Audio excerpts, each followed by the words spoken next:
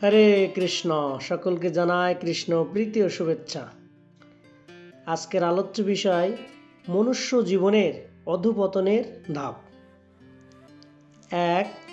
ভাবনা, পারমার্থিক চিন্তা ব্যতীত বিষয়ের কথা ভাবা। ২. আসক্তি, বিষয়ের কথা ভাবতে ভাবতে মানুষের তাতে আসক্ত হয়। ৩. কামনা, আসক্তি বেড়ে কামনার উৎপন্ন হয়। ৪. ক্রোধ, কামনা পূরণে ব্যর্থ হলে ক্রোধের উৎপন্ন হয়। ৫. মোহগ্রস্ত, ক্রোধের পরে তখন সে পুরোপুরি মোহগ্রস্ত হয়ে যায়। ৬. স্মৃতি বিভ্রম, মোহ থেকে স্মৃতি বিভ্রম হয়।